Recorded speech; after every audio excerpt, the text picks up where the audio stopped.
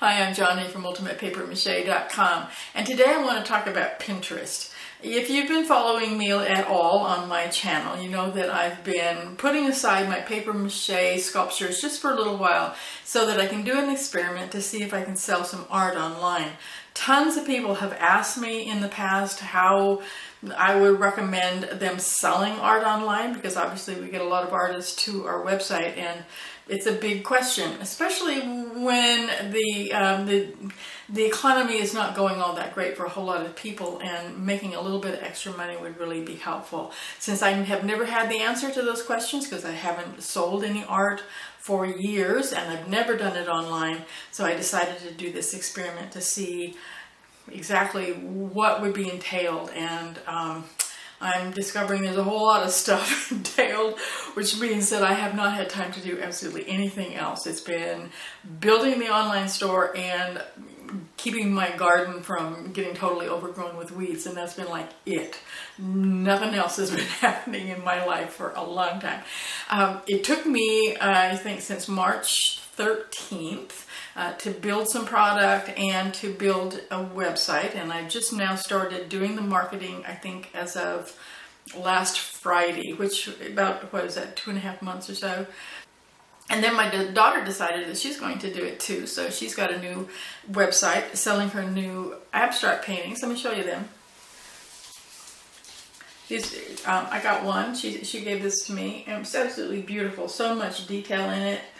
This is a small one. She's doing some bigger ones. Some of them are smaller than this, and they're just really nice. And so we teamed up, since she's doing it and I'm doing it, and we've both got pretty much the same kind of website. We're teaming up on the marketing part. Neither one of us can afford to make any kind of advertising. We're not going to be doing Facebook ads anytime soon. No Google AdWords, none of that stuff, because we just don't have the money for it. So she's going to do the Instagram marketing for both of us, and I'm going to do the Pinterest marketing for both of us, which is working out really good for me because I don't own a smartphone and I really didn't want to go buy one just for Instagram. I don't get Instagram. I don't get it at all. She's actually gotten me over 100 followers already on Instagram. I have not gotten her any followers on Pinterest yet, and that's what I want to talk to you guys about. I paid for a course that's rather expensive.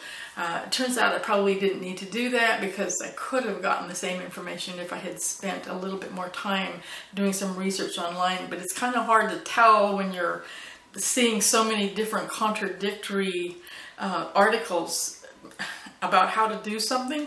It's hard to kind of pin it down and see what is it really that we should be doing in order to make it work.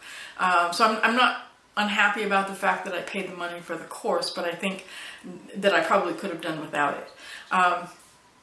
The one thing that I have been learning from a whole lot of people is that Pinterest changed a lot since I kind of just threw together a Pinterest account for UltimatePaperMache.com. I just put some images up there. I never paid any more attention to it. I got a ton of followers, and I haven't done anything to it for like years. I'm now starting to get back into it just because I'm doing these other two accounts, and I just feel guilty about leaving the Ultimate Paper Mache site all by itself. It just seems like I should have done more, and so I'm going to try to do that too. But that one was really easy. Years ago, you just put up some images. If you happen to have the right keywords on there, then Pinterest would show your images in other people's feeds when they would open up their own account. If they happen to be interested in sculpture or paper mache or DIY crafts or anything, then my images would end up on their feeds, and they might repin them. That happens now a lot. Even with those old pins that I put up there years ago, I'm still getting like 30 or 40 repins every week and not doing anything at all to make that happen. That isn't the way it works anymore, unfortunately, because now you have to work at it. They have changed their system of what they're going to show people who are not followers of yours. Even people who are followers, as a matter of fact, I think. I'm pretty sure that's true. They're doing it the same way that Google does it, that Amazon.com does it. I don't know how Facebook does it. I'm sure they have some kind of algorithm going on too.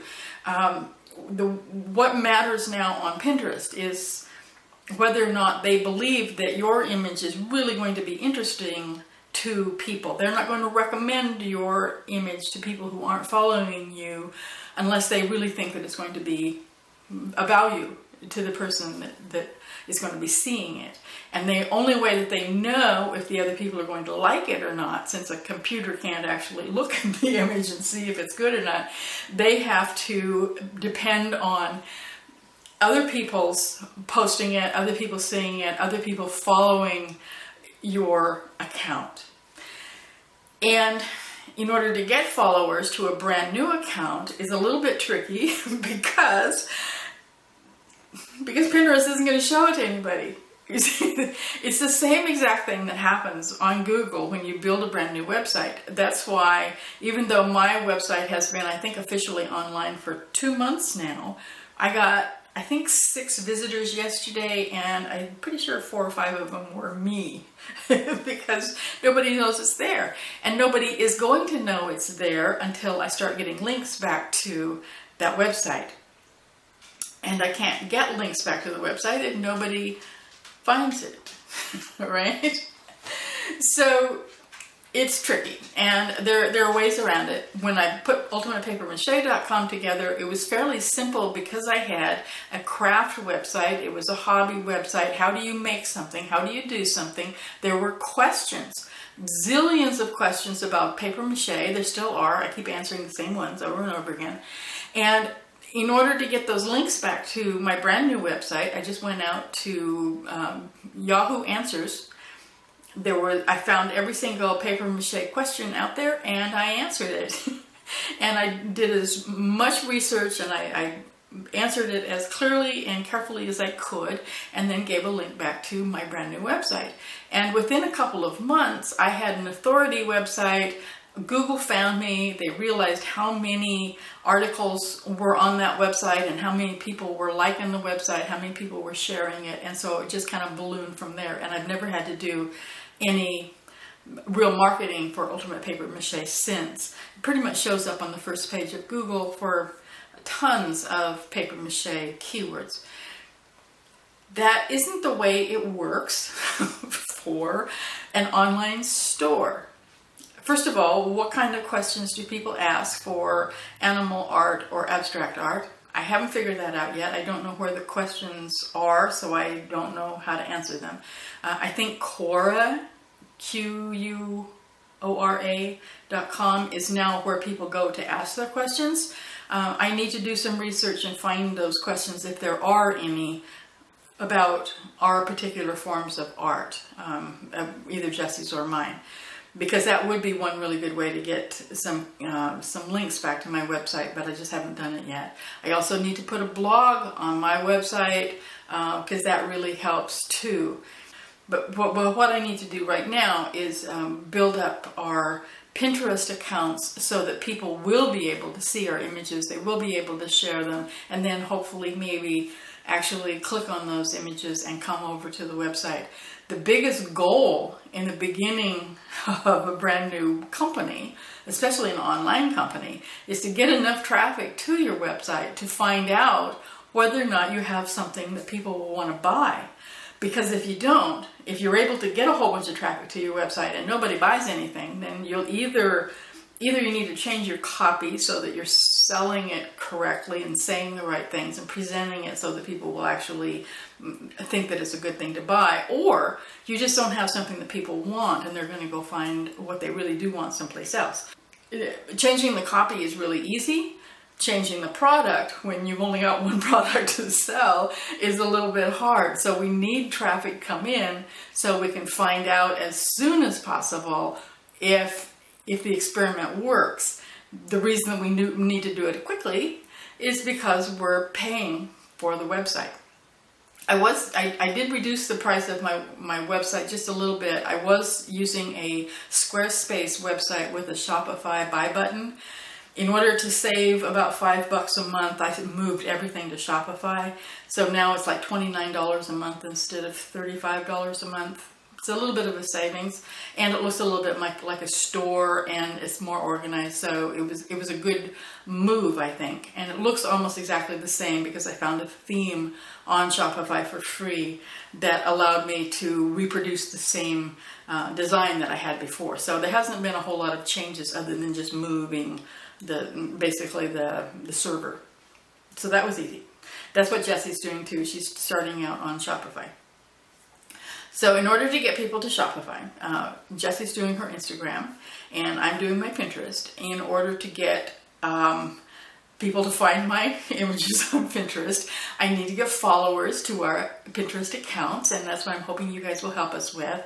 As soon as we get enough followers to our accounts, we can then take it to the next level. And this is what every Pinterest expert says that you have to do in order to make it work as a actual marketing system. You need to start being a contributor to other people's group boards. But the problem is, it's one of those catch-22s again. In order to actually ask people who own a popular group board if you can contribute, they're going to go back and look at your account and see how many people are following you. And if, like, me and Jessie are following me, they're going to say no thanks. You know, I mean, they just don't want to bother with it.